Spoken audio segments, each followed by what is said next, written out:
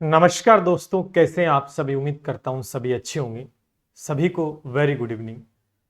एक important point के ऊपर हम बात करेंगे, जो लगातार युवाओं के मैसेज लगातार देखने को मिल रहे हैं। तो आज हम इस वीडियो के अंदर चर्चा करने वाले हैं उन सभी छोटे छोटे पॉइंट्स को जो कहीं ना कहीं आप तैयारी कर रहे हो उस दौरान आपको समस्या पैदा कर रहे हैं। समय हमारे पास 41 दिन बचे हैं पशु परिचय एग्जाम के अंदर। 40 दिन का खेल शेष रहा है। अब अगर कुछ गलती हो भी रही है तो उसको ठीक भी किया जा सकता है, और चीज़ें अच्छी हो रही है तो उनको हम और अच्छा कर सकते हैं। हर एक पहलू पे आज हम बात करेंगे। ये वीडियो मैंने लाइव नहीं किया, लाइव करना चाहता था बट इसलिए नहीं कर पाया लाइव, क्योंकि लाइव करता तो जो बात मेरे को बताने वाली होती थी वो भूल जाता। फिर क्यों आप कमेंट करते, सर ये बताओ, सर वो बताओ, तो उस चक्कर में फिर जवाब देने के चक्कर में जो बात बताने वाली होती तो मैं वो भूल जाता और दूसरा वीडियो बहुत बड़ा हो जाता। रिकॉर्डेड दे रहा हूँ। बहुत सारे कमेंट मैंने आपको कहा भी था कि बताना, मेरे को व्हाट्सअप नंबर पे आपने भेजे हैं बहुत सारी ये समस्याएं, तो उनको मैंने एक जगह इकट्ठा किया है। लगातार समस्याएं स्टूडेंट्स को आ रही थी कि सर याद नहीं हो रहा है, कैसे पढ़ें, क्या पढ़ें, बहुत सारी चीज़ें हैं और लगभग आप पढ़ ही रहे हो, लेकिन समस्याएं तो आपको पता है जीवन में रहती ही रहती हैं। तो किसी न किसी तरीके से हमें कुछ समाधान मिल जाए तो शायद बेहतर तरीके से हम परफॉर्म कर पाए पेपर में। चलिए शुरू करते हैं। वीडियो को लाइक, शेयर और चैनल को सब्सक्राइब कर लीजिएगा। अंतिम समय तक दोस्तों आप तक बने रहेंगे जब तक आपका सिलेक्शन नहीं हो जाता है। पूरा वीडियो देखना है, बीच बीच में स्किप कर कर वीडियो हो सकता है थोड़ा 10-15 मिनट ज़्यादा बड़ा हो जाए, लेकिन पूरी बातें बताना बहुत ज़रूरी है। चलिए, तो 40 दिन का खेल है, उसके अंदर क्या क्या हमें किन बातों का विशेष ध्यान करना है इस पर चर्चा करेंगे। टेलीग्राम को याद से ज्वाइन कर लेना, क्योंकि कई बार क्या होता है, समय जैसे एग्जाम नजदीक आ रहा है तो समय आपको पता है आपके पास भी कम है, हमारे पास भी लगातार चीज़ों को करवा रहे हैं। इस बीच कई बार चीज़ें होती है जो टेलीग्राम के माध्यम से साझा कर दी जाती है, जो कहीं ना कहीं आपको बेनिफिट पहुंचाती है। तो ज्वाइन करके जरूर रखें, हर प्रकार की जानकारी आपको मिलती रहेगी। अब बात करते हैं ये काफ़ी सारे व्हाट्सएप के ऊपर मैसेज आए हुए थे आप सभी के, जिन्होंने सब ने अलग अलग बातें लिखी है। उन सभी मैसेज से और भी थे, लेकिन इनसे एक जो कॉमन मैं बातें निकाल के लेके आया हूं कि भैया ये बातें तो जरूरी है, जिनका जवाब देना बहुत जरूरी है। चलिए टू द पॉइंट बात करेंगे, ज्यादा समय बर्बाद नहीं करेंगे। ये कुछ बातें मैं आपको दिखाऊं। सबसे पहले जो समस्या स्टूडेंट्स को आ रही, देखो सबसे पहले अगर मैं समस्या की बात करूं तो स्टूडेंट को पशुपालन भाग में आ रही है। किस में आ रही है? पशुपालन भाग के अंदर आ रही है। क्यों आ रही है समस्या, इसका रीजन भी, क्या क्या बातें स्टूडेंट पूछना चाहते हैं। सर सिलेबस में बदलाव से समझ नहीं आ रहा है। नहीं, सिलेबस पहले था, अलग था, उसमें 45 नंबर का आ रहा था, तो एक कंफर्मेशन था कि भैया 45 क्वेश्चन तो यहां से आएंगे। सिलेबस में खूब सारे टॉपिक भी थे, वो हटा दिए गए। अब जो टॉपिक जोड़ेंगे उनमें असमंजस की स्थिति भी है कि भैया विज्ञान है क्या पशुपालन है, समझ में नहीं आ रहा। तो ये बात भी कंफर्म। विज्ञान के टॉपिक साथ साथ में दे रखे कि विज्ञान पढ़नी है क्या पशुपालन, तो पशुपालन को मिल नहीं रहे, तो क्या कुछ करना चाहिए, थोड़ा सा ये भी जिक्र करेंगे। कितने प्रश्न पेपर में आ सकते हैं, कोई बोलेगा कि सर 45 भी आ सकते हैं, कोई बोल रहा है 30 आएंगे, कोई कह रहा है 20, तो अलग अलग प्रतिक्रिया है, इस पर भी हम बात करने वाले हैं। मार्केट के अंदर हजारों किताबें हैं, ये सबसे बड़ा फैक्टर है। जितनी किताबें उतना ज्यादा कंफ्यूजन पैदा हो चुका है। हर एक आदमी अपने ज्ञान के अनुसार चीजें मार्केट में उतार रखी है। सिर्फ किताब उतारना, मैं बार बार कहता हूँ कि इन जिन किताबों का उतारना सिर्फ मकसद एक ही है कि किताबें बिक जाए। उसके अंदर जो मैटर दे रखा है उससे सिलेक्शन हो ना उस डिपेंड नहीं करता है, सीधी सी बात है। चीज़ें एक साथ इकट्ठा करके डाल दी जाती है, सिलेक्टेड मेट जो होता है वो आपको छांटना पड़ेगा उसमें।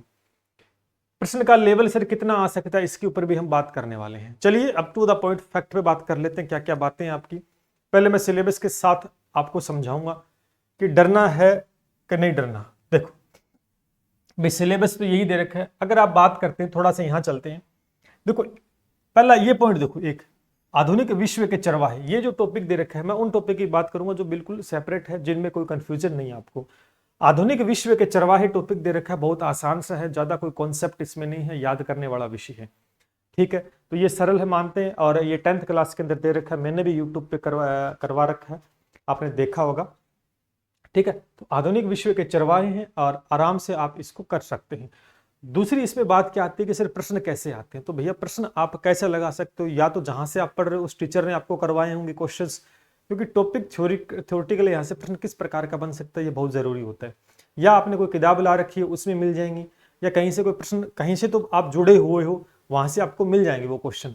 दूसरी बात, अगर हमसे भी जुड़े हुए हो तो नो डाउट आपको पता है हमारा जो MCQ बैच है उसके अंदर भी मैं ये करवाऊंगा, तो आपको टू द पॉइंट किस प्रकार के प्रश्न, तो वो जरूरी है कि थ्योरी तो पढ़ ही लिया, थ्योरी पढ़ने के बाद में ये नहीं समझ में आता तो ये आसान है, इसमें कोई ज्यादा कोई राम कहानी नहीं है, तो ये आसान हो। दूसरा, इसमें अगर हम देखें वन्य प्राणी और उनके जीवन और वन्य जीव संसाधन, अगर आप बात करते हो इस टॉपिक के, तो ये पशुपालन से संबंधित कोई विशेष नहीं, क्योंकि ये टॉपिक है आपका जियोग्राफी का, ज्योग्राफी से संबंधित है, तो नो डाउट इसके अंदर भी कोई ज्यादा विशेष बात नहीं है। इसमें जीव जंतुओं के बारे में पढ़ना, अभ्यारण्य के बारे में पढ़ना, संकटकालीन स्पीशीज है उनके बारे में पढ़ना है, ये बातें आपको कवर करके चलनी पड़ेगी। तो ये भी आसान है, कोई इतनी लंबी चौड़ी इसमें कहानी नहीं है।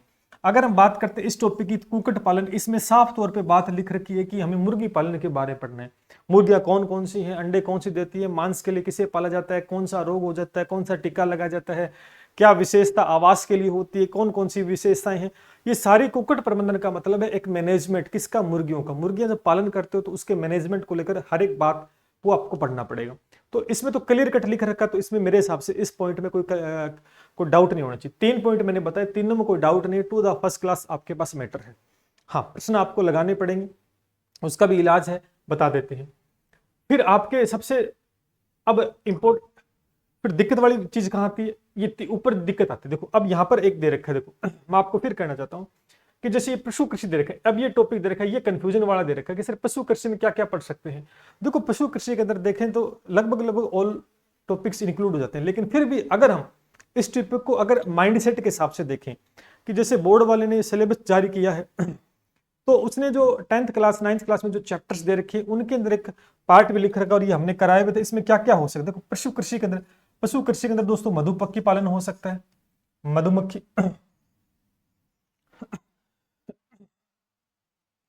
एक मिनट,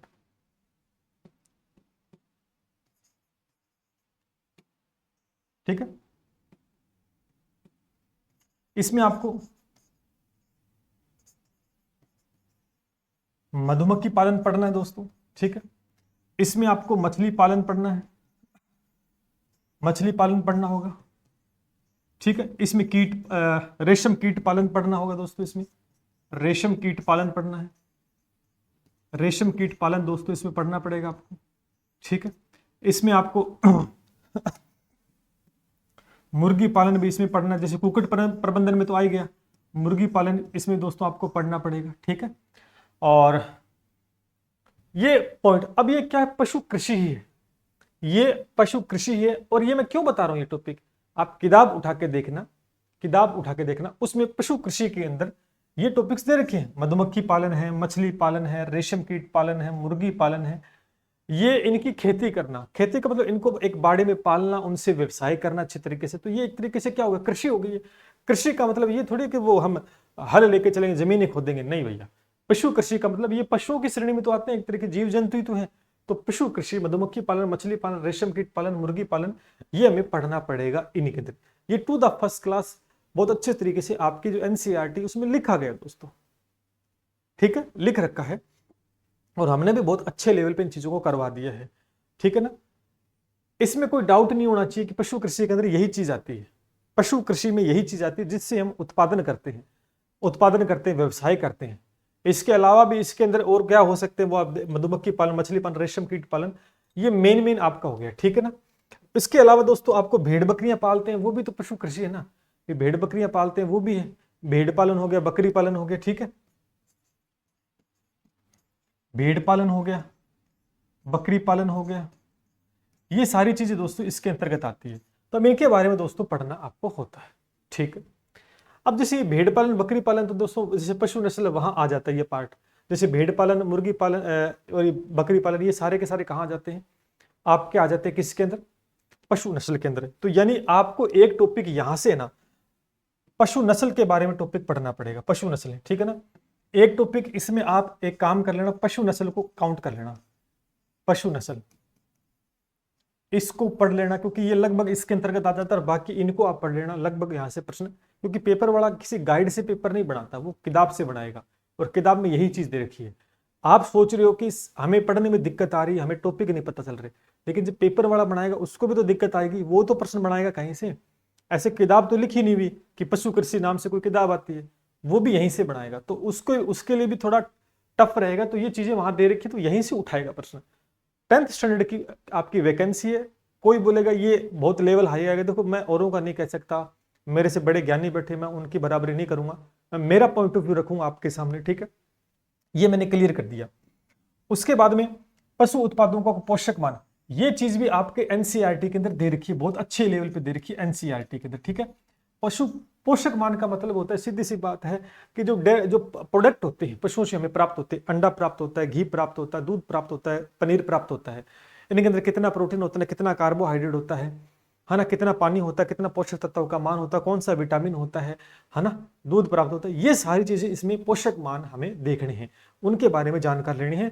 और ये मैंने पढ़ाया भी था, ज्यादा नहीं, आधे घंटा का टॉपिक है, वहीं से प्रश्न उठ के आ जाएगा। और ये किताब में साफ साफ लिखा हुआ है, ये पॉइंट साफ साफ, पशु उत्पादों को पोषक मान लिखा हुआ है, पशु कृषि ये भी साफ साफ लिखा हुआ है दोस्तों, कुक्कुट पालन ये भी साफ साफ लिखा हुआ है। अब दिक्कत क्या आ रही, दिक्कत ये आ रही कि आप चक्कर में पड़े हुए हो, चक्कर में यूं पड़े हुए हो क्योंकि सामने वाला आपको कहता है कि मैं तो पशु कृषि एक्सपर्ट हूं, मैं तो पशु परिचय एक्सपर्ट हूं, और बस उसी चक्कर में एक्सपर्टी, अब पेपर होगा तब पता लगेगा दोस्तों, ठीक है।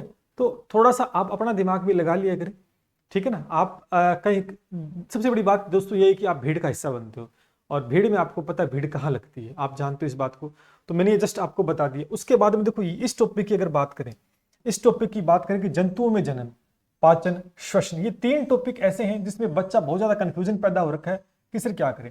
अगर आप किताब उठा के देखो तो उसमें जंतुओं का जंतुओं में कौन आता है, हम ही आते हैं। जंतुओं में कौन है, जंतुओं में जनन की बात अगर हम बात करते हैं, पेड़ पौधों का तो दे नहीं रखा, जंतुओं का दे रखा। जंतुओं में कहीं ना कहीं जो किताबें उठा के देखोगे उसमें मोस्टली जो पार्ट दे रखा है वो किसका दे रखा है, ह्यूमंस का दे रखा है, मानव का दे रखा है। ऐसे पाचन तंत्र, ऐसे श्वसन तंत्र। अब इस बात को ये ध्यान करना है क्योंकि ये पॉइंट जोड़ा किस में गया है, ये पॉइंट जोड़ा गया पशुपालन में, ठीक है, ये पॉइंट पशुपालन में जोड़ा गया है। तो अब इस बात को ध्यान करना, जब आप चैप्टर उठाओगे, जब चैप्टर उठाओगे तो उसके अंदर आपको चीजें दे रखी हैं। आप सोचते हो सर गाय भैंस का ही सब कुछ आएगा, नहीं भैया ये चीज नहीं होती। पशुपालन का मतलब गाय भैंस नहीं होती हर चीज में। आप इसके अंदर आपको साइंस में जो चैप्टर है ना, जंतु में जनन, वो पूरा पढ़ लेना है। जब वो पूरा बहुत अच्छे से आता है, पाचन भी पूरे अच्छे से आता है, श्वसन भी पूरा अच्छे से अगर आपको आता है, तो इसके अंदर थोड़ा सा पार्ट आपको डिफरेंस करना पड़ेगा। थोड़ा सा पशुपालन से संबंधित चीजें हैं वो थोड़ा ध्यान करना पड़ेगा। जैसे गाय का पेट 4 भागों में डिवाइड होता है, कौन सा पार्ट क्या काम करता है, मुख्य मुख्य बातें होंगी वो आपको देखनी, ज्यादा गहराई में नहीं जाना। अभी किताबों में आप किताब देखो तो उसमें पता नहीं कॉपी पेस्ट दे रखा है, रातों रात छाप दी कॉपी पेस्ट, बाद में बोलते कि हमारी किताबें आ गई, वो आ गई चीजें। देखो अब उनका मैं कुछ नहीं कह सकता, लेकिन उनमें क्या कि हजारों बातें लिख दी, क्या आप 1000 बात पढ़ सकते हो, क्या नहीं पढ़ सकते, क्या याद रह जाएंगे, नहीं। इसलिए शॉर्ट एंड स्वीट तरीके चलना है। 10th लेवल की वैकेंसी है, मैं ये नहीं कहूंगा प्रश्न आसान आएगा, मैं ये कहूंगा कि फैक्चुअल प्रश्न आएगा, एनसीईआरटी बेस्ड क्वेश्चन होगा। और आप क्या करोगे, बहुत ज्यादा के चक्कर में आप जो है आपके पास उसको भूल जाओ। इसलिए मैं ये कह रहा हूं कि किताबें जो आपसे जो पढ़ा रहा है, जो एनसीईआरटी लेवल को फॉलो कर रहा है, वहीं से पढ़ ले। किताबें अगर उस बेस पे है तो वो पढ़े। थोड़ा बहुत पार्ट पशुओं का इसमें इंक्लूड हो सकता है। फिर एक और बात यहां पर, जब ये टॉपिक पढ़ ले तो तब आपको एक टारगेट डिसाइड करना कि इसके प्रश्न किस प्रकार से पूछे जा सकते हैं, वहां पर सबसे मेन पॉइंट आता है। अब अगर कहीं भी आपको प्रश्न मिल रहे हैं, कोई पढ़ा रहे तो आप पढ़ सकते हैं, क्वेश्चन ज्यादा इंपॉर्टेंट रहेंगे कि किस प्रकार से वो पशुओं से अंतर संबंधित प्रश्न है ना। तो अगर वो आप थोड़ा सा ध्यान करना है, कोई ज्यादा बड़ी बात नहीं है, इसमें कंफ्यूजन होने वाली बात नहीं है। फिर प्रमुख रोग, ये तो स्पष्ट रूप से हो ही गया सर, ये तो जानते हैं कि प्रमुख रोग है वो पशुओं में होते हैं, वो आपको पढ़ने। मानव रोग है वो भी पढ़ना है आपको साइंस में, और पशु रोग दे रखा है तो वो भी आपको पढ़ना है। पशु रोगों में लगभग बैक्टीरिया, वायरस, जीवाणु, फंगस, इनसे रोग होते हैं, प्रोटोजोआ से, वो सारे फर्स्ट क्लास पढ़ लेना, ठीक है। उसके बाद में विशेषताएं दे रखी, विशेषताएं और आवास दे रखी। अगर इस टॉपिक की बात करते हो और इस टॉपिक के संरक्षण की बात करते हो तो ये टू द पॉइंट, ये आपकी किताब में ये बात लिखी गई है। पशुओं का संरक्षण कैसे करना है। देखो संरक्षण का मतलब क्या होता है, बचाव करना। कोई संकटकालीन स्पीशीज है, कोई लुप्त हो गई है, उनको बचाव करने के तरीके, उनके लिए कौन से अभियान बनाएंगे, कौन सी योजना चल रही है, इस प्रकार की बातें आपकी किताबों में लिखी गई है और वही आपको पढ़ना है। इसका मतलब ये नहीं होता कि संरक्षण में गाय भैंस को बचाते रहो। गाय भैंस का मतलब नहीं है, जैसे गोडावण है वो क्या है, उसको प्रजनन स्थल कौन सी है, संकटकालीन स्पीचेस है, कैसे बचाया जा सकता है, कहां पर उसका आवास है, कृत्रिम आवास प्रजनन कहां हो रहा है, ये सारी बातें आपसे पूछी जाएंगी। ठीक है, और ये बातें कहां लिखी हुई मैं क्यों बता रहा हूं, ये बातें किताब में के अंदर लिखी हुई, ये टू द पॉइंट ये लिखा गया है। ठीक है, अब ये आवास दे रखा है तो पशुओं से जुड़े जो आवास है, उनका रहने का आवास है, किस प्रकार से, किस दिशा में होना चाहिए, हवादार होना चाहिए, बारिश में किस प्रकार से, ये सारे पॉइंट्स आपको क्लियर करने हैं। बस ये सिलेबस का मैंने एनालिसिस कर दिया, यही चीज है, और इसमें ज्यादा कोई लंबी चौड़ी कहानी नहीं है। अगर आप इसको कॉम्प्लिकेटेड बनाना चाहोगे तो किताबें आपके पास है, बना रखा है, उसमें ऊपरी स्तर का प्रश्न बनेगा, कोई किंतु परंतु नहीं है, ध्यान कर लेना। अब मैंने बता दिया कि इसमें क्या पढ़ना है। इसके अलावा आपकी मर्जी है, आप बहुत ज्यादा पढ़ना चाहते हो तो पढ़ लो। आप सोचोगे सर 17 लाख है, कंपटीशन बड़ा है, पेपर बोर्ड बनाएगा, ये हो जाएगा वो हो जाएगा, देखो मैं उस बातों को तो मैं कुछ कह नहीं सकता, मतलब मेरा अनुभव शेयर करूंगा। अब इस पॉइंट पे आ जाते, ये मैंने समझा दी। अब सिलेबस में बदलाव से समझ नहीं आ रहा तो समझ आ गया होगा, मैंने बता दिया जस्ट आपको। एक पॉइंट और, अब आपको मेन बात क्या करनी है, आपने थ्योरी तो पढ़ी ली होगी लगभग, जहां से भी पढ़ी होंगी। अब इनके आप क्वेश्चंस लगाना शुरू कर दें, प्रश्न लगाना शुरू कर दें। जैसे कोई टॉपिक, जैसे आधुनिक विश्व के चरवाहे हैं, इसके जितने क्वेश्चंस लगाओगे ना, जैसे भी आपको मिल रहे हैं, तो इससे बेनिफिट एक होगा कि थ्योरी तो आपने पढ़ी है, थ्योरी तो आपने पढ़ी है, लेकिन प्रश्न किस टाइप से पूछ रहा है वो एक आपका प्रैक्टिस हो जाएगा। क्योंकि हमें खेलना आता है, हमें खेलना आता है, लेकिन हम उस खेल की हमने प्रैक्टिस नहीं की, तो वहां नुकसान हो सकता है। थ्योरी तो हमने पढ़ ली है सर, और बहुत अच्छे तरीके से पढ़ ली है, लेकिन हमने इसके क्वेश्चंस नहीं लगाए कि भी कैसे प्रश्न आएंगे। तो पहले से प्रिपेयर होकर जाना। अब जहां से भी आपको क्वेश्चंस मिल रहे हैं, कोई बढ़िया आपको करवा रहा है तो कर लीजिएगा, या हमसे पढ़ना चाहते हैं तो आप भी पढ़ सकते हैं। एमसीक्यू बैच है, बहुत to the first class NCERT based questions आपको पता है मैं करवा रहा हूं, अच्छा बैच चल रहा है, बहुत सारे बच्चे इसमें जुड़ चुके हैं।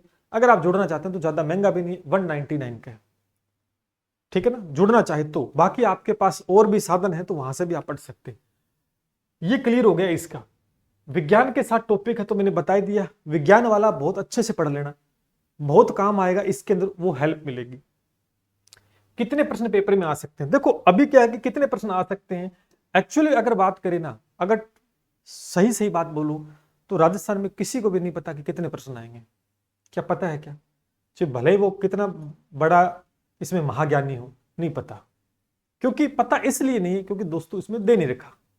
अब बोर्ड की मर्जी है, वो 1% दे, 5 दे, 10 दे, 15 दे, 20 दे, 50 दे, किसके ऊपर डिपेंड करता है, बोर्ड के ऊपर। लेकिन हम क्या कर सकते हैं, हम अपना अनुमान लगा सकते हैं।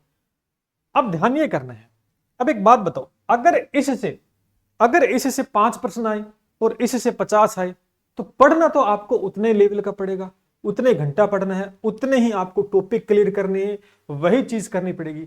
वो 5 प्रश्न आए चाहे पढ़ना उतना ही ना, तो फिर काहे दिमाग खराब कर रहे हो कि सर कितने प्रश्न आएंगे। भी आएंगे तो आ जाएंगे, 20 आ जाएंगे, 25 आ जाएंगे, 45 आ जाएंगे, 50 आ जाएंगे, लेकिन आप जब 5 प्रश्न आते तो भी आपको उतना ही पढ़ना पड़ता, उतने एफर्ट्स लगाने पड़ते जितने आप 50 प्रश्न है उतने एफर्ट्स। तो आपका टारगेट होना चाहिए कि इस पॉइंट को क्लियर कर लेना, बस। अब यहां से अगर 5 प्रश्न आए तो भी ठीक है, 50 आ गए तो भी ठीक है, अपने तो सही हो जाएंगे। क्यों, क्योंकि हमने तो इसको बहुत अच्छे तरीके से पढ़ लिया है। तो ये दिमाग से निकाल दो कि कितने प्रश्न आएंगे। उसके बाद में मार्केट में हजारों किताबें हैं। देखो इस बात से तो मैं हमेशा ही डिसएग्री रहता हूं, मैं कभी किताबें सजेस्ट नहीं करता हूं, क्योंकि जब ईमानदारी से और बड़ी शिद्दत से किताबें लिखते हैं, आज मैं भी गणित और विज्ञान की किताबें लिख रहा हूं, मुझे 2 साल हो गए उन किताबों को लिखते हुए, लेकिन समय नहीं मिल पाता, ऑनलाइन बैचेस काफी ज्यादा है तो थोड़ा थोड़ा ही लिखना पड़ रहा है। करने को मैं शाम को पशु परिचय की किताब लॉन्च करने के मेरे पास काफी ऑफर्स आए थे, जैसे आपके नाम से किताब निकाल दें, आपको कुछ नहीं करना, आपकी फोटो लगा देंगे, नीचे नाम लिख देंगे, लेखक एसके नायक, अंदर मैटर पब्लिकेशन वाले का होगा, इतने पैसे आपको मिल जाएंगे सर। अब ऐसी चीजें हुई हमारे साथ, करने को मैं भी कर सकता था, मेरे को जोर नहीं आता, मेरे तो बेनिफिट होता, मेरी भी पब्लिसिटी होती कि सर की भी किताब आ गई, लेकिन ऐसी पब्लिसिटी क्या काम की जब वो कहीं ना कहीं युवाओं के साथ जाकर धोखा हो जाए। अगर उस किताब को मैं निकाल देता उसमें से एक प्रश्न नहीं आता, तो फिर आप मेरे को ब्लेम करते कि सर मारे गए, सर की किताब खरीद ली मारे गए, इसके नायक सर ने तो मरवा दिया। क्यों, क्योंकि मैंने उसमें काम ही नहीं किया, मेरी मेहनत नहीं की। और मैं एक ऐसा आदमी हूं, जब तक मैं खुद उसमें एफर्ट्स नहीं लगाता, मेहनत नहीं करता, तब तक मैं श्योरिटी नहीं देता कि प्रश्न आएगा नहीं आएगा। इसलिए 2 पैसे के लालच में ऐसा काम मेरे को तो नहीं करना है, इसीलिए ये चीजें आपको मार्केट में देखने को मिलेंगी। यही मार्केट में आप एक रफ रजिस्टर लेके आओ, उसको भर के देखो कितना टाइम लगता है। ये तो किताब छापना है, ये तो इधर से उठाया कॉपी, जस्ट इधर पेस्ट, ये लो कवर पेज बदला किताब। तो इन किताबों के चक्कर में बहुत ज्यादा समय बर्बाद हो रहा है, बहुत ज्यादा नुकसान आपको होगा। ये पता लगेगा कब आपको, जब है लोगों ने पता है कितनी किताबें खरीद ली। बेचने वाले का कुछ नहीं जाता, उसको बेचने का मकसद एक ही है, उसके जेब में पैसा आ जाएगा। पढ़ने में जोर किसको आएगा? स्टूडेंट को। तो मैं यही कहूंगा आप किताबें मत खरीदें, अगर खरीद रखिए तो ठीक है, नहीं मत खरीदें। सब में एक जैसा ही मैटर डाल रखा है, सब ने एक जैसा ही डाल रखा है, कॉपी पेस्ट ही है। सर प्रश्न कितने लेवल का आएगा? प्रश्न का लेवल दोस्तों, अगर मैं ये बोलूंगा कि आसान आएगा तो फिर आपकी क्या प्रतिक्रिया होगी बताओ? आप सोचोगे सर, आप ये कहोगे सर नहीं आसान तो नहीं आ सकता, भी आपकी प्रतिक्रिया यही होगी। अगर मैं ये बोल दूं कि पेपर कठिन आएगा, लेवल कठिन आएगा, तो आप बोलोगे सर ऐसे कैसे बोल सकते हो, लेवल तो 10वीं स्तर का है। तो दोनों ही बात है ना, दोनों ही बात से आप एग्री नहीं करोगे। अब मैं क्या, इसका जवाब मैं क्या दूंगा आपको? अब इसका जवाब मेरा ये है कि टॉपिक आपको दे रखे हैं, जितनी बात इनमें लिख रखी है वो सारी पढ़ लो। आसान आएगा तो ठीक है, सही कर देंगे, कठिन आएगा तो भी ठीक कर देंगे। क्यों कर देंगे? क्योंकि हमने बहुत अच्छे हमारे कॉन्सेप्ट वो क्लियर कर रखे हैं। अब आगे बढ़ जाओ, तो अब इसके बारे में जिक्र नहीं करूंगा, बहुत बातें इसके बारे में बता दी, ठीक है। दूसरी समस्या विज्ञान की। सिर्फ विज्ञान में कितने प्रश्न आएंगे? मैं फिर कह रहा हूं, किसी को नहीं पता कितने प्रश्न आएंगे। एक आएगा तो भी उतना ही पढ़ना पड़ेगा, 10 आएगा तो भी उतना पढ़ना पड़ेगा। तो पढ़ाई पर ध्यान रखो। सर कितने लेवल तक का आएगा? अभी जस्ट मैंने क्या बताया, मिनिमम 10th लेवल की वैकेंसी है, तो 10th लेवल तक का तो कवर करके चलना है। थोड़ा हो सकता है 5-10% ऊपर पढ़ लें। अच्छे नंबर कैसे लेकर आए, ये विशेष बात है। आ जाओ थोड़ा सा पॉइंट पे बात कर लेते हैं। ये टॉपिक दे रखे हैं आपको, ठीक है, ये टॉपिक आपको दे रखी है धातु अधातु। ये टॉपिक एक्स्ट्रा मैंने जोड़ा है, आप पढ़ना चाहो तो पढ़ लेना। ऐसे मत करना सर ने कहा पढ़ना है नहीं पढ़ना, तो आपके ऊपर, मैंने बता दिया। एक ये टॉपिक दे रखा है, प्रकाश दे रखा है, और प्रकाश के साथ ये टॉपिक तो पढ़ ही लेना, छोटे छोटे हैं। मानव तंत्र में पाचन तंत्र, श्वसन तंत्र, उत्सर्जन तंत्र, परिवहन तंत्र, जनन तंत्र, तंत्रिका तंत्र, कोशिका, विटामिन ग्रंथि या पोषण, अनुवांशिकी, मानव रोग, ये टॉपिक दे रखे हैं। आपको भी पता है, मेरे को भी पता है, विज्ञान में ये टॉपिक है। अब करना क्या है? पढ़ना है। सिंपल सा शॉर्टकट है, पढ़ना है, कोई शॉर्टकट नहीं है, सीधा सा है कि टॉपिक दे रखा है, हाँ पढ़ना है बस। अब 10वीं क्लास तक की जो किताबें लगती है उसमें जितना लेवल दे रखा है वो सारा कवर कर लेना। जो भी आपको टीचर पढ़ा रहा है उनसे कंफर्म कर ले एक बार कि सर जो आप पढ़ा रहे हो वो एनसीईआरटी बेस है, उससे प्रश्न बन जाएगा। वो कहता है ठीक है तो पढ़ लो अच्छी तरीके से, कोई दिक्कत वाली बात नहीं। टॉपिक पढ़ने के बाद में आपको क्या करने होते हैं, इनके प्रश्न लगाने। जैसे आपने एक टॉपिक पढ़ लिया धातु है धातु, आपने बहुत अच्छे से पढ़ लिया। अब कैसे पता लगेगा कि आपको ये टॉपिक अच्छे से आ गया? इसके लिए आपको लगाने पड़ेंगे क्वेश्चंस। अब क्वेश्चंस लगाओ, क्वेश्चंस लगाओ, देखो एक तो लगाओ प्रश्न टॉपिक वाइज, और प्लस में आप पीवीक्यू। पीवीक्यू मतलब समझते हो कि जितनी भी परीक्षाएं राजस्थान में हुई आज तक, उनके अंदर धातु अधातु है, इनसे कौन कौन से प्रश्न आए हैं, इससे आइडिया होगा कि कैसा प्रश्न पूछा गया। ज्यादा गहराई वाला प्रश्न मत लगाओ कि अब कहीं कोई प्रश्न आरएस के अंदर पूछ रखा है वो पढ़ रहे हो, कोई तुक नहीं, क्योंकि वो आरएस लेवल का है तो वो आपके पेपर में नहीं आएगा। 10वीं स्तर की वैकेंसी या 12वीं स्तर की वैकेंसी रहती है, उसके अंदर जो लेवल आया हुआ है वो पूछ सकते हैं। तो टॉपिक को अच्छे से, अब आप ये नहीं कर सकते कि सर नोट्स बनाएं, नोट्स बनाने की कोई आवश्यकता नहीं, जो भी मैटर है उसको रिवीजन करो, ठीक है, इतना ही काम करना है, और कोई मोटिवेशन की जरूरत नहीं। सीधा सा टारगेट है, सर टॉपिक दे रखा है कोशिका, हाँ भाई दे रखा कोशिका, पढ़ो कोशिका। कोशिका में जितना दे रखा है उसको 10वीं स्तर के जितना पार्ट दे रखा है वो पढ़ना पड़ेगा। फिर उसके प्रश्न लगा लो। अब जैसे आपने 50% लगा लिए, आपके 30-40% ठीक हो रहे हैं, आपके 10-15% गलत हो रहे हैं, तो आपने 30-40 ठीक कर दी, इसका मतलब वो तो आपको आते हैं। गलत कितने हुए? 10 गलत हो गए, 15 गलत हो गए, उनको नोट कर लो अलग कॉपी में, हाँ भैया मेरे ये गलत हुए। अब वो गलत क्यों हुए, चलो दोबारा थ्योरी देख लो थोड़ी सी कि भैया ये प्रश्न थे कि नहीं थे, उनको याद कर लो। आपके पास एक्स्ट्रा सिलेक्टेड मैटर इकट्ठा हो गया 15 प्रश्नों का।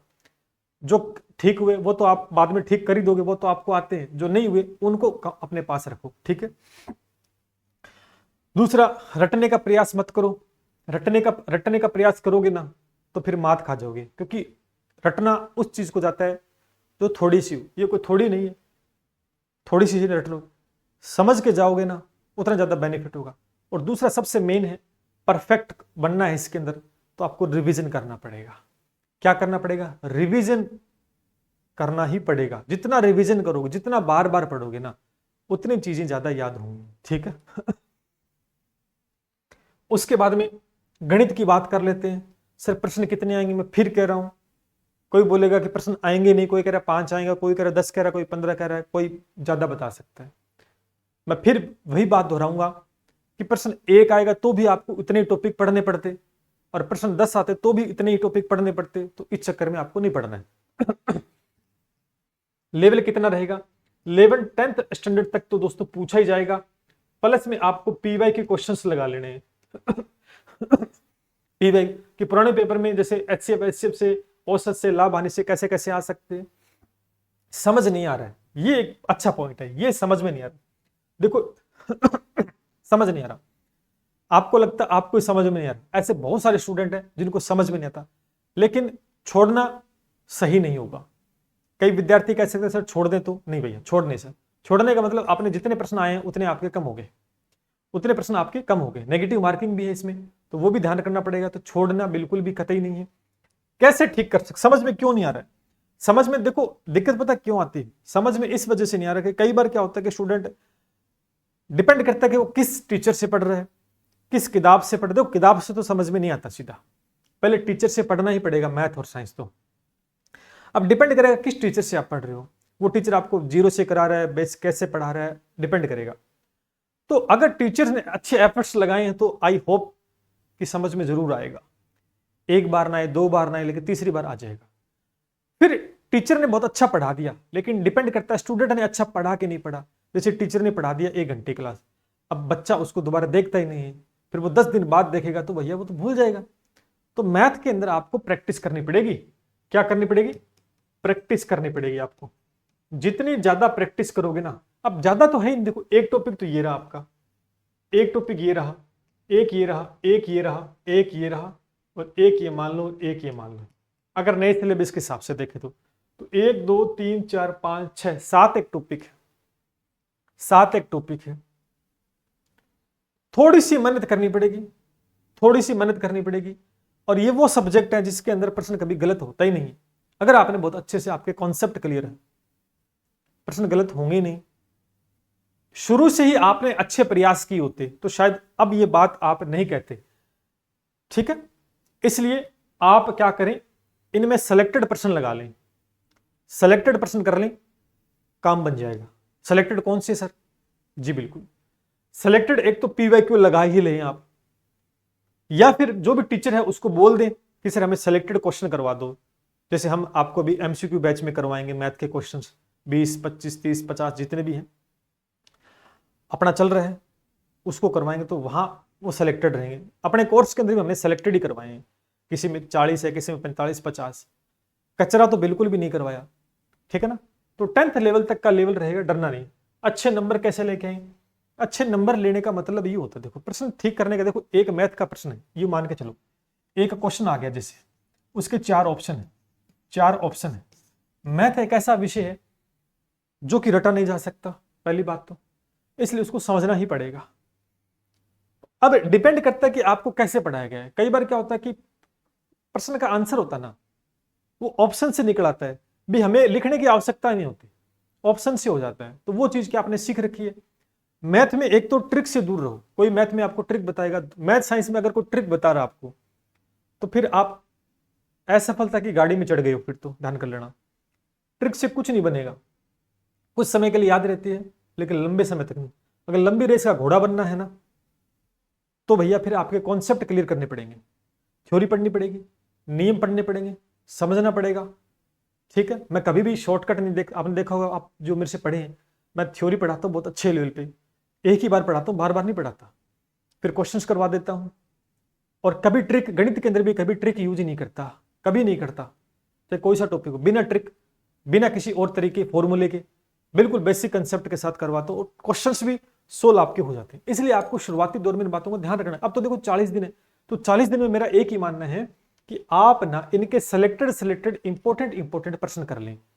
जहां से भी पढ़ रहे हैं, हमसे पढ़ रहे हैं तो हम तो करवा देंगे, वो चल रहा है अपना बैच एमसीक्यू बैच। अच्छा, हमसे नहीं पढ़ रहे कोई दिक्कत नहीं है, किसी दूसरे टीचर से तो पढ़ रहे होंगे ना, कहीं से तो बैच लिया होगा आपने या कहीं किताब से पढ़ी होगी, तो प्रीवियस ईयर लगा लो। उनको बोलो कि सिलेक्टेड प्रश्न दे रहे हैं, जिससे कि आप 40 दिनों में सिलेक्टेड बात कर पाओ। जैसे एक दिन में एक टॉपिक भी करते हो ना, तो 7 दिन में 7 टॉपिक तो हो गई, गणित तो हो गई आपकी। 40 दिन के अंदर आप मैथ को 5 बार रिवीजन कर सकते हो मेरे भाई।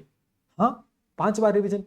देखो, एक टॉपिक एक दिन में निकालो, 7 टॉपिक, आप 7 को 5 से गुणा करो, 7 5 35 दिन हो जाते हैं, हो गए। तो 35 दिनों में आप इसको रिवीजन कर सकते हो, और जितना ज्यादा रिवीजन उतना ज्यादा निखार आएगा। सर पढ़े या छोड़े, इस बात को दिमाग से निकाल दो, पढ़ना पड़ेगा भैया, पढ़ना पड़ेगा। कोई बोल रहा है कि मैथ छोड़ के चले जाओ, फिर भी अगर सिलेक्शन हो जाता है तो फिर मैं इस बात को एग्री नहीं करता। वो उनकी समझ है, वो क्यों बोल रहे हैं। मैं मेहनत करने वाला बंदा हूं और सामने वाले को भी मेहनत ही करवाता हूं, ठीक है ना। ऐसा कोई जादू नहीं है कि छोड़ के चले जाएंगे और दूसरे सब्जेक्ट में। आपको गारंटी है क्या? कोई गारंटी दे रहा जो ये बोल रहा है उनसे गारंटी ले सकते हो क्या कि भैया मैथ को छोड़कर हम जो जीके है, विज्ञान है या और विषय में हमारे पूरे में से पूरे आ जाएंगे? कोई श्योरिटी नहीं है। सिलेक्शन एक एक सब्जेक्ट से होता है, न कि किसी एक सब्जेक्ट से होता है, ध्यान करना इस बात को। अब जैसे राजस्थान जीके को लेकर भी बच्चे प्रश्न पूछ रहे हैं बार बार कि सर इसमें भी गलतियां हो रही है, नया पढ़ें कि पुराना पढ़ें। आपने देखा होगा मेरे हर एक वीडियो में, जब से पशु परिचर की भर्ती आई है पहले दिन से मैंने एक बात बोली थी कि आप नए के चक्कर में मत पढ़ना, पुराना पढ़ो। हर बार ये बोला, हर बार बोला, लेकिन फिर भी आपको यूट्यूब पे कुछ ना कुछ तो नया दिखने को मिल जाएगा। नई किताबें, नए सिलेबस पर आधारित हमारी किताबें आ गई हैं। इस चक्कर में तो बेड़ा गर्क करके छोड़ दिया स्टूडेंट्स का। इतनी पीछे परीक्षाएं हुई हैं, देख लो आप, एक साल के अंदर एक सिंगल क्वेश्चन नया नहीं आया और किताबें भी धरी की धरी रह गई। तो क्या मतलब, टाइम भी खराब हो गया, मिसमैच भी हो गया। अब भी मैं यही कहूंगा, मेरा यही है कि पुराना पढ़ना है।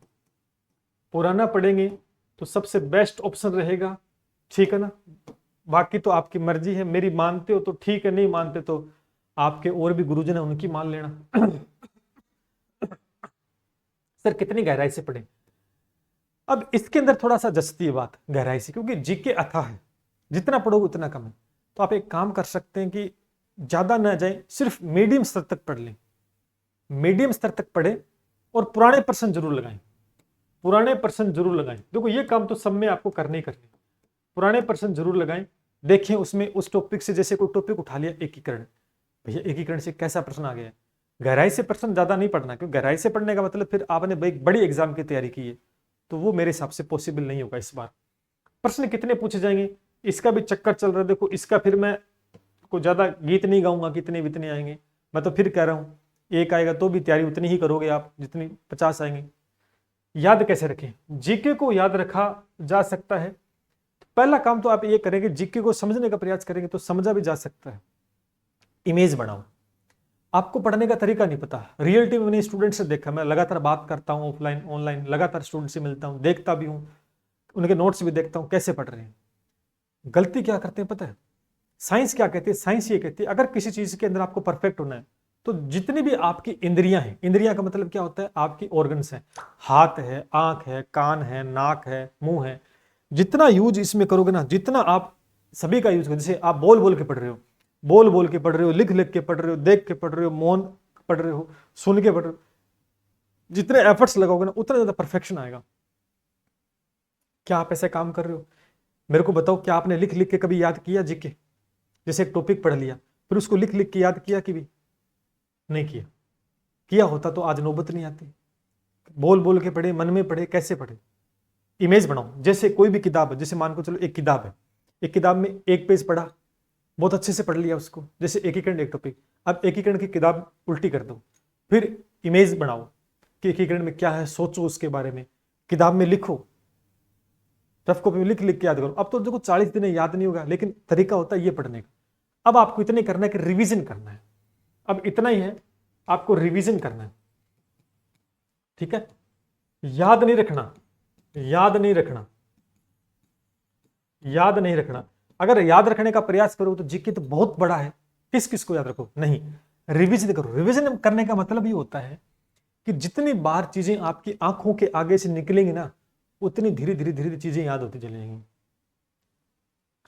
3 घंटे की मूवी देख के आते हो आप, 3 घंटे की मूवी देख के आते हो, उस मूवी से पहले आपको पता नहीं होता उसमें कौन एक्टर है, क्या कहानी है, कौन मरेगा कौन जिएगा। लेकिन 3 घंटे की मूवी देखते हो, उसके बाद आपसे पूछ ले और 6 महीने बाद भी आपसे पूछ लेना कि उसमें ये होता, बता दोगे। ऐसा क्यों होता है, यहां क्यों नहीं होता ऐसा? रीजन ये, एक तो वहां पर आप बहुत इंटरेस्ट लेके देखते हो, कोई चीज जिसके अंदर आप इंटरेस्ट लोगे वो परफेक्ट हो जाएगी आपके लिए। उसमें आपने क्या किया, उसमें रटा क्या? 3 घंटे की मूवी को रट के आए थे क्या आप कि ये चीज नहीं रट के आए ना, आपने उसको देखा, विजुअलाइजेशन किया, इमेज बनाई, बस याद हो गई। सेम यही यहां करना है, याद करने का प्रयास करो, जीके कभी याद नहीं होगा, सिर्फ आपको रिवीजन करना है। क्या करना है? पढ़ते जाओ पढ़ते जाओ। अच्छा, आगे भी चीजें काफी सारी। अच्छा स्कोर कैसे करें? अच्छा स्कोर करने का मतलब ये, जैसे एक टॉपिक है उसको आपने पढ़ लिया, 2 से 3 बार रिवीजन कर लिया, फिर उसके क्वेश्चन लगा लो, उसके प्रश्न लगाओ। जैसे एक टॉपिक एकीकरण था, आपने थ्योरी पढ़ ली, बहुत अच्छे से पढ़ ली, रिवीजन भी हो गया, लगभग याद भी हो गया, अब उसके प्रश्न लगाओ। अब उसके जैसे आपने 50 प्रश्न लगाए, उसमें से आपके 40% ठीक हो गए, 10 गलत हो गए। इसका मतलब 40 तो ठीक हो गए, अब उन 40 में से अगर प्रश्न पेपर में आ गया तो वो ठीक हो जाएगा, लेकिन अगर उस 10 में से आ गया तो गलत हो जाएगा। तो अब आपको क्या करना है? 40 को साइड कर दो, उस 10 के ऊपर काम करो, उन 10 को टिक कर लो और वो पढ़ो, बस। समझ रहे हो? ये अब सिलेबस की बात करते हो, ये भूगोल हो गया आपका, ये सिलेबस दे रखा है, ये टॉपिक, इनको आपको कवर करके चलना है। कहीं से भी कुछ भी पूछा जा सकता है, कोई जरूरी नहीं कि इसमें से नहीं आएगा, इसमें आ जाएगा, इसमें से नहीं आएगा, इसमें से आ जाएगा, ऐसा कुछ भी नहीं करना है। ऐसा कोई ज्ञान दे रहा है आपको कि इसको छोड़ दो, इसको पढ़ लो, इसको पढ़ लो, इसको छोड़ दो, तो फिर गड़बड़ हो सकती है। इसलिए सभी को पढ़कर जाना है, ठीक है। उसके बाद में कला संस्कृति है। हाँ, ये हो सकता है कि पार्ट के अंदर जैसे कला संस्कृति के क्वेश्चन हम देखते हैं ज्यादा आते हैं, इवन हिस्ट्री को कंपैरिजन करें तो, ठीक है। उसके बाद में अगर राजस्थान का इतिहास देखें तो ये टॉपिक मैंने आपको जस्ट पहले बताए भी थे कि आपको ये पढ़ने ही पड़ेंगे और इन्हीं में से प्रश्न उठेगा निश्चित रूप से। तो ये मैंने जीके का। अब सबसे मेन बात आती है करंट अफेयर की। सिर्फ करंट अफेयर को लेकर देखो, मैं करंट अफेयर के बारे में ज्यादा नहीं बता सकता, क्योंकि देखो मैं सीधी सी बात बता रहा हूँ, कभी झूठ नहीं बोलेंगे, सीधी सच्चाई के साथ काम करते हैं कि करंट अफेयर मेरा सब्जेक्ट नहीं है, न मैंने पहले कभी पढ़ाया। आपके कहने पर इस बार मेहनत कर रहा हूँ, सुबह सुबह क्लास लेता हूँ, आधे घंटा 15 मिनट की क्लास होती है, कुछ अच्छा करने का प्रयास कर रहा हूँ। इसके अंदर ज्यादा सुझाव तभी मैं दे सकता था कि जितने मेरे अच्छे एफर्ट्स होते, मैं जितना इसको लॉन्ग टाइम में पढ़ा सकता था। लेकिन फिर भी थोड़ा सा दिमाग लगा, थोड़ा सा अनुभव के हिसाब से मैं बता रहा हूं आपको कि करंट जीके के अंदर किसी भी स्टूडेंट के सारे प्रश्न ठीक नहीं होंगे। पहली बात, सारे के सारे ठीक नहीं होंगे, ये बात क्लियर। करंट जीके में क्या करना है आपको? करंट जीके के अंदर दोस्तों आपको यही करना है कि आपके ज्यादा से ज्यादा प्रश्न ठीक हो जाए। सारे ठीक नहीं होंगे, ज्यादा से ज्यादा ठीक हो जाए। इसके लिए सर क्या कर सकते हैं? कहां तक प्रश्न बनेगा? 24 का बनेगा, 23 का? देखो अभी जो पीछे एग्जाम हुए तो उनमें कहीं 2022 का भी करंट जीके पूछ रखे हैं, तो क्या कर लोगे? 2022 का पढ़ोगे नहीं। हमारा टारगेट एक ही, राजस्थान का करंट ज्यादा पढ़ना है आपको, इंडिया का भी थोड़ा पढ़ लेना है, तो 2024 तो पूरा पूरा पढ़ना ही पढ़ना है, ठीक है। 2024 पढ़ लो। अगर आपके पास समय है और आप पढ़ना चाहते हो कि मेरे और क्वेश्चन ठीक हो जाए, तो क्या पता बोर्ड वाला यहां से भी बना ले, तो लगभग आप जुलाई से दिसंबर तक का 2023 का अगर पढ़ना चाहो तो पढ़ लो भाई, ठीक है। मैं मेरे हिसाब से बता रहा हूं, बाकी मैं करंट जीके के अंदर कोई मैं वो नहीं हूं। हाँ, मैथ साइंस पढ़ाता हूँ बहुत अच्छे, उसमें बहुत अच्छा नॉलेज है, बहुत अच्छा ज्ञान दे सकता हूं मैं, लेकिन करंट मैं कभी नहीं पढ़ाता, लेकिन फिर भी थोड़ा नॉलेज शेयर कर रहा हूँ। 24 का तो पढ़ लेना पूरा, बहुत अच्छे लेवल पर राजस्थान का कर लेना है। 23 का पढ़ना चाहो तो ये आप मार्केट में बहुत सारी किताबें आते हैं तो उनसे आप पढ़ सकते हो, सारी बेस्ट है, सब में एक जैसा मीटर मिलेगा। तो ये तो है नहीं कि करंट घर से बढ़ाएंगे, करंट बनाएंगे तो वहां से जो आप बना के लेके आ रहे हो। सिर्फ कैसे पढ़े? पढ़ने का मतलब देखो सिलेक्टेड मैटर पढ़े, सिलेक्टेड ही पढ़ेंगे तो सबसे बेस्ट है। जिसमें सुबह क्लास लगा रहा हूँ वो सिलेक्टेड ही करवा रहा हूँ। मैं ये नहीं कर रहा कि मेरी क्लास से आ जाएंगे, मैं तो ये करूँ, मेरा सब्जेक्ट ही नहीं है, मैं तो कोशिश कर रहा हूँ अच्छा करने, क्या पता अच्छा हो जाए, लेकिन उम्मीद है कि प्रश्न जितने भी आते हैं वो मेरे लिए प्लस पॉइंट होगा, ठीक है ना। अब अच्छा स्कोर कैसे करें? अच्छा स्कोर का मतलब यही है कि एक तो आप 2024 में जितने देखो, एक तो 2024 में ना ओल्ड क्वेश्चन देख लो आप, करंट जीके कौन कौन से आए हैं, जैसे मैंने भी करवाए थे, तो वहां से एक फायदा ये होगा कि कई बार रिवीजन हो जाता है। अगर 1% भी आ गया रिवाइज्ड का तो 1% तो ठीक हो गया ना, क्योंकि आपको पता है एक एक प्रश्न से मेरिट बनेगी, तभी सिलेक्शन होगा। हाँ, ये कवर कर ले। और बाकी जो करंट अफेयर आपको अच्छा करा रहे हैं टीचर या जो भी इसमें अच्छा नॉलेज रखते हैं, शेयर करते हैं, तो उनसे आप थोड़ी जानकारी ले सकते हैं। मेरे हिसाब से तो इतना है कि एक बुक ले आओ, कोई सी भी मुम्बल की ले आओ, क्रोनोलॉजी ले आओ, या किसी और संस्थान की लेके आ सकते हो जो अच्छा पढ़ाते हैं। ठीक है, मेरे को ज़्यादा इतना नॉलेज नहीं है, मैंने मेरे हिसाब से बता दिया कि ज़्यादा नहीं पढ़ना है इसके अंदर, आपको सेलेक्टेड मैटर पढ़ना है, राजस्थान का एफर्ट्स लगाना है इसमें ज़्यादा, इंडिया का पढ़ना है, वर्ल्ड का कोई ज़्यादा इसमें नहीं विशेष रहेगा। राजस्थान 75% राजस्थान का आएगा, 25% इंडिया का आएगा, ये रेशो इसमें रहेगा।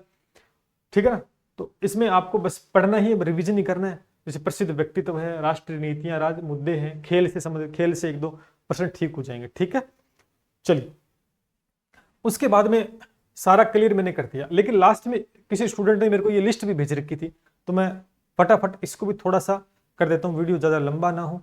देखो हो सकता है वीडियो, मैंने पहले ही कहा था कि वीडियो बड़ा हो सकता है, आई थिंक मेरे हिसाब से 40 मिनट का वीडियो हो चुका है। तो ये नहीं कि कई बार क्या होता है कि 3 घंटे की तो मूवी तो देखते हैं, वे 3 घंटे की मूवी से क्या सीख के आते हो, देख के तो आते हैं, मजे लेके आते हैं। तो अगर ये घंटे भर का बन जाता तो काम की चीज़ें देख लेना। पहला क्वेश्चन इस बच्चे ने भेजा मेरे को, किसी preparation last time study plan क्या होगा। देखो लास्ट टाइम में स्टडी प्लान अलग अलग स्टूडेंट का अलग अलग होता है, मैं एक बनाकर दे देता हूँ या तो सब पर फॉलो नहीं होगा, डिपेंड करता है कि आपको कितना टाइम मिलता है, आपका कौन सा सब्जेक्ट स्ट्रॉन्ग है, कौन सा वीक है। आप ये काम करो कि आप ये देखो कि कौन सा आपका अच्छा सब्जेक्ट है, कौन से टॉपिक आपको अच्छे तरीके से आते हैं, जिसमें आपको दिक्कत हो रही है, नहीं समझ में आ रहे हैं, अच्छे टॉपिक्स जो समझ में आ रहे हैं उनको एक तरफ लिख लो, गणित के लिख लो अलग, विज्ञान के अलग लिखो, जीके में कि ये टॉपिक मेरे को बहुत बढ़िया तरीके से आते हैं, जिनमें आपको थोड़ी सी परेशानी हो रही है उनको एक तरफ लिखो। अब काम क्या करोगे, जो आते हैं उसमें तो मेहनत नहीं करनी आपको, उसमें रिविजन कर लो नॉर्मल, बाकी जो नहीं आती उसको फोकस करो। बस यही प्लान है लास्ट का 40 दिनों में, और रिविजन ज्यादा करना है। अच्छा सर लास्ट टाइम में पहली बात क्लियर होगी, स्टडी प्लान बना लो 7-8 घंटे का डेली का, अपने हिसाब से बना लो, ठीक है ना। सर लास्ट टाइम में थ्योरी पढ़नी चाहिए नहीं पढ़नी चाहिए, देखो ऐसा कहीं नहीं लिखा कि थ्योरी नहीं पढ़नी चाहिए। कई बार क्या होता है कोई टॉपिक हम सीधे प्रश्न लगाते हैं, नहीं समझ में आता, लेकिन थ्योरी अगर कोई समस्या आ रही है, आपको समस्या आ रही है तो थ्योरी पढ़ सकते हैं। भी पहले से तो पढ़ी होगी आपने, भी साल भर से परीक्षा चल रही है तो पहले से तो पढ़ी होगी, तो पहले से पढ़ रखी है, तो लास्ट टाइम में थ्योरी ना पढ़े। थ्योरी तभी पढ़ना जब आपने कोई प्रश्न लगाया और वो आपका प्रश्न ठीक नहीं हुआ, फिर आप देखो भैया मेरा ठीक क्यों नहीं हुआ, आप थ्योरी जाओ फिर उस थ्योरी में क्या लिख रखा है, गलत क्यों हुआ, तब आप रिवीजन कर सकते हो, कुछ सिलेक्टेड पार्ट का रिवीजन कर सकते हो। जो टॉपिक बहुत अच्छे से क्लियर, उसकी रिवीजन नहीं करना है, उसकी थ्योरी नहीं पढ़नी, उसके प्रश्न लगा लो आप। हाँ जिसमें दिक्कत आ रही है, डाउट है, आप भूल जाते हो, उसका थ्योरी पढ़ें आप, ठीक है। सर एग्जाम का डर लग रहा है, डर क्यों लग रहा है, क्यों खा थोड़ी जाएगा, कोई शेर है क्या ये जो आप जाओगे आपको झपट्टा मार के खा जाएगा, 17 लाख फॉर्म भरे किसी को नहीं खाएगा, तो ये डर है ना, जो आपके है ना वो सबके है। तो डर बने रहने से क्या होगा, कुछ होगा तो नहीं ना। सिंपल सी बात है, जो टॉपिक दे रखी है, जो सिलेबस दे रखा है उसको पढ़ लो, अच्छे लिए पेपर दिया हो, डर खत्म। डरने से क्या होगा, कुछ नहीं होगा, पेपर तो देना पड़ेगा, तो डरो मत, थोड़ा सा पॉजिटिव वाइब्स रखो, आई कैन डू इट, मैं कर सकता हूं, मेरे से बेस्ट कोई नहीं, अपने आप को बेस्ट समझना चालू करो, अपने आप को बेस्ट समझना चालू करो। आप सोचोगे मैं तो कमजोर हूं, मेरे को नहीं आता, मेरे साथ वाला बहुत होशियार है, तो आप तो पहले अपने आप को कमजोर बना, खुद को राजा की तरह रखो, है ना, राजा की तरह रखोगे तभी आप राजा की तरह जी पाओगे।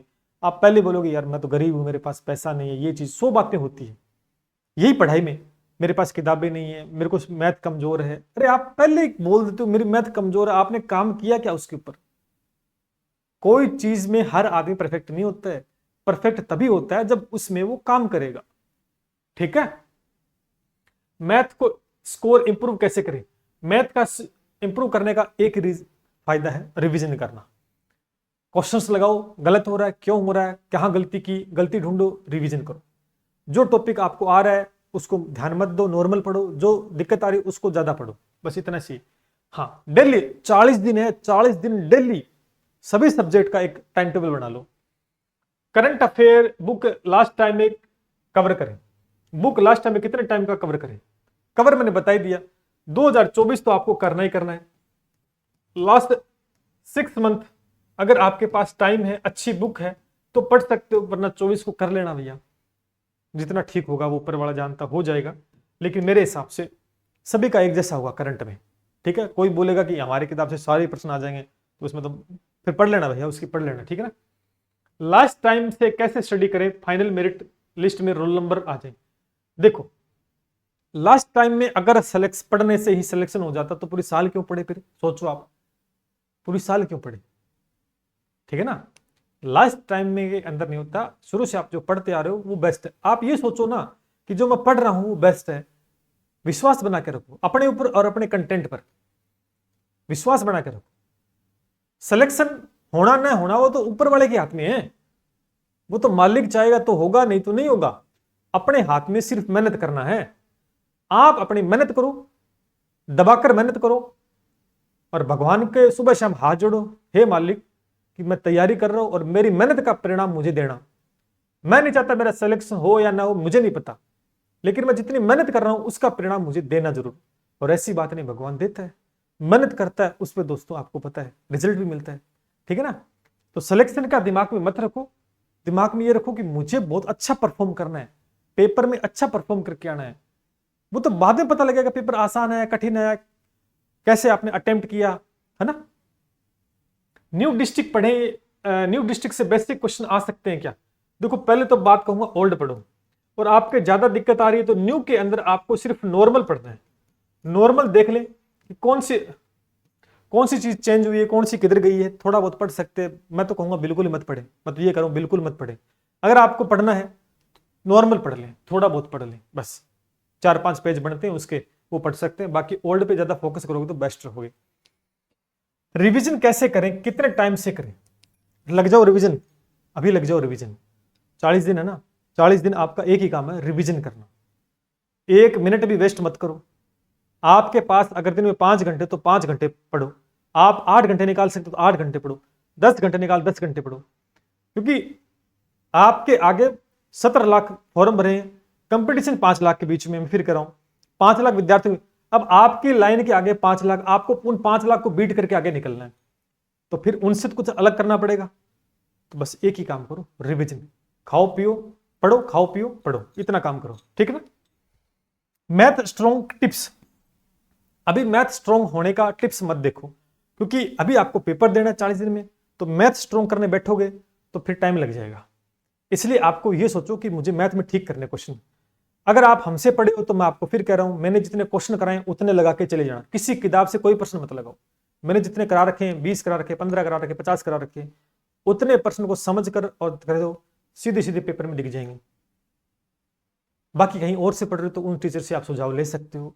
अब मुझे नहीं पता ना और क्या पढ़ा रहे हैं, क्या किस तरह से पढ़ा रहे हैं, मैं मेरा बता सकता हूं। अगर मेरे से जुड़े तो वही चीज करके चले जाना, कुछ मत पढ़ना उसके अलावा, बाकी जिम्मेदारी मेरी है। अभी एमसीक्यू बैच चल रहा है, उसमें के अंदर भी मैथ के क्वेश्चन आएंगे, वो लगा लेना सफिशियंट है। थ्योरी में लगा रहे और एमसीक्यू बैच वाला लगा लेना, बस कुछ नहीं है, सब आ जाएंगे, वहीं से आ जाएंगे। टेस्ट सीरीज कब ज्वाइन करनी चाहिए? अब कोई मतलब नहीं टेस्ट सीरीज का। टेस्ट सीरीज देखो, टेस्ट सीरीज ज्वाइन करोगे जैसे अभी करोगे आप, क्या होगा आपसे, प्रश्न गलत हो रहे हैं, आप डिमोटिव हो जाओगे। फिर क्या करोगे, अरे ये मेरे तो प्रश्न गलत हो रहे हैं। फिर दोस्त से कंसल्ट, दोस्त बोलेगा गलत हो रहे हैं, वो किताब से लिया सर की, वो नहीं आई है, या उनसे पढ़ ले वो, तो आप तो फिर दौड़ाओगे दिमाग को, दौड़ाओगे तो नुकसान होगा ना इससे। तो टेस्ट सीरीज अब मत लगाओ, अब रिवीजन करोगे ना उतना बेस्ट रहेगा। हाँ मॉक टेस्ट लगा लो, मॉक टेस्ट हार्ड कॉपी जैसे प्रिंट निकाल लो, अपने हाथ से सोल्व करो। अच्छा लगा रहे हो टेस्ट सीरीज तो लगा लो, जैसे आपने टेस्ट सीरीज लगा ली, आपने 20 क्वेश्चन लगाए, 15 ठीक हो गए, 5 गलत हो गए, इसका मतलब 15 तो ठीक हो गए, डरने की आवश्यकता नहीं है। 5 गलत हुए, 5 को एक अलग कॉपी में नोट कर लो, उसी का रिवीजन करो बार बार। 15 तो ठीक पहले से, 5 और कर लो ठीक, इस प्रकार से लगाना होता है। और 10 दिन और लगा लो, 10 से 12 दिन और लगाओ टेस्ट सीरीज, फिर मत लगाना, ठीक है ना। एग्जाम के नजदीक नहीं लगाते टेस्ट सीरीज, ध्यान करना। ये 10 बातें थी, मैं मेरे हिसाब से आपको बता पाया हूं। तो वीडियो काफी बड़ा भी हो चुका है, लेकिन हर एक सब्जेक्ट का मैंने एनालिसिस किया, मैंने मेरे अनुभव बताया है। अब मुझे नहीं पता आपको पसंद आया कि नहीं आया, आपको समझ आया कि नहीं आया। अगर समझ में आ जाए तो कमेंट करके बता देना प्रतिक्रिया, कैसा लगा वीडियो। नहीं आए तो कोई दिक्कत नहीं है, ठीक है ना। मैंने मेरा अनुभव शेयर किया है, बाकी आराम से पढ़ो, चिल मार के पढ़ो, ऐसे पढ़ो कि मुझे सब कुछ आता है, मेरे पास सब कुछ है, मैं कर सकता हूं, बेस्ट तैयारी की है, बेस्ट रिजल्ट दूंगा, ठीक है ना। स्ट्रेस मत लो, अपने ऊपर स्ट्रेस लोगे, आप पेपर में गए नहीं, उससे पहले पेपर को अपने ऊपर हावी कर लिया। पेपर को अपने ऊपर हावी मत होने दो, आप पेपर के ऊपर हावी हो जाओ, अच्छा रिजल्ट आएगा, अच्छा रिजल्ट आएगा। इस माइंड को थोड़ा इस प्रकार से कूल बनाओ कि अपना कुछ नहीं बिगाड़ सकता पेपर का लेवल है, मेरी तैयारी इतनी है। सारा खेल माइंड का ही होता है दोस्तों। ये चाहता है वो सब कुछ कर सकता है, इसने जो ठान लिया वो सब कुछ हो सकता है। ऐसे ऐसे कारनामे लोगों ने किए हैं जो सोच नहीं सकता कोई कि ये भी हो सकता है क्या, लेकिन वो हो गए। क्यों? अंदर से एनर्जी ऐसी डेवलप हो गई कि नहीं मैं कर सकता हूं। और करने वाले आप में से होंगे, कोई ग्रह से उतर कर नहीं आएंगे ऊपर से, करने आप वाले में से होंगे। ठीक है ना? तो 100 बातों में एक ही बात है, पूरी ईमानदारी से मेहनत करो। 40 दिन है, 40 दिन के अंदर जितना एफर्ट्स लगाओगे ना, तरीके से लगाना है, तरीके से लगाना है। एक टाइम टेबल बना लो, उसके हिसाब से काम करो। सारे सब्जेक्ट पढ़ने हैं, पैरेलल चलो। 1 घंटा गणित, 1 घंटा मैथ, इस प्रकार से डिसाइड कर लो अपने हिसाब से। मैं मेरे हिसाब से नहीं बता रहा, अपने हिसाब से डिसाइड कर लो कि मैं इतना पढ़ सकता हूं, इतना पढ़ सकता हूं, ये चीज। ठीक है? और बाकी घबराने की कतई आवश्यकता नहीं है। इसके नए क्लासेस से ये देखो, हमसे जो जुड़े हुए बच्चे उनको डरने की कतई आवश्यकता नहीं है। ये रिजल्ट आप देख पा रहे हो, ये रिकॉर्ड ऐसे ही कायम नहीं हुआ है। इसके अंदर पूरी ईमानदारी से मेहनत की गई, तभी रिजल्ट कायम रहा है और हूबहू प्रश्न मिले। तो पशु परिचर की चिंता मत करो, इतनी औकात नहीं है पशु परिचर की जो हमें डिफेंड करेगा। ध्यान करना, आराम से पेपर के अच्छा स्कोर हो जाएगा, ध्यान कर लेना। ठीक है ना? बहुत अच्छा लेवल मैंने करवा दिया है। बाकी जो नए विद्यार्थी हैं जो कहीं और से पढ़ रहे हैं, मैं एक सुझाव दे सकता हूं। मैं ये नहीं कह रहा मेरा कोर्स बेच रहा हूं, क्या बेच रहा हूं, वो तो आपके ऊपर है, आप किस वे में मेरी बात को लेते हो।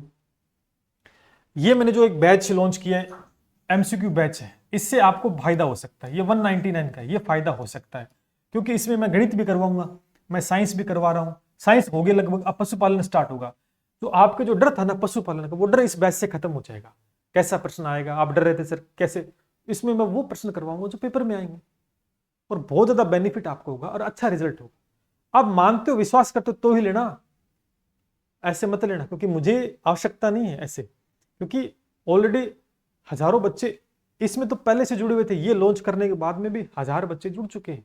ये बहुत बड़ी बात होती है हमारे लिए, बहुत कम समय में इतना बच्चे जुड़ना। ध्यान करना, ये बैच अपना फुल बैच है, तो इसको तो अब लोगे तो 40 दिनों में पूरा कर सकते हो। दबाकर मेहनत करनी पड़ेगी, लेना चाहो तो ले सकते हो, है ना? इसके अंदर थ्योरेटिकल सारी चीजें हैं। बाकी एमसीक्यू बैच है, 3 बैच करवा रहा हूं, और जीके का इसमें नहीं करवा रहा क्योंकि जीके का मेरे पास टाइम नहीं है, पहली बात तो, क्योंकि आगे सारे स्लॉट है वो फिक्स है।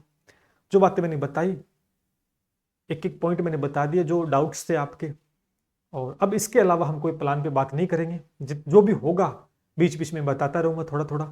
अब आप मेहनत करो, 40 दिन है, 40 दिन घर वालों को बोल दो कि भैया मेरे से कोई काम मत करवाओ, मेरे को रोटी सब्जी खाने को दे दो, बाकी मैं पढ़ूंगा। 40 दिन अपने आप को एक कमरे में बंद कर लो और दबाकर पढ़ो। मजाल है कि सिलेक्शन नहीं होगा, बिल्कुल होगा, कोई नहीं रोक सकता, क्योंकि मेहनत करने वालों की कभी हार नहीं होती। ध्यान करना, जो मेहनत करते हैं वो हमेशा जीत कर लौटते हैं। चलिए, ये बातें मैंने आपके सामने रखी, अच्छी लगी हो तो प्रतिक्रिया जरूर देना कमेंट में। चलिए मिलते हैं इसी के साथ। जय हिंद, जय भारत।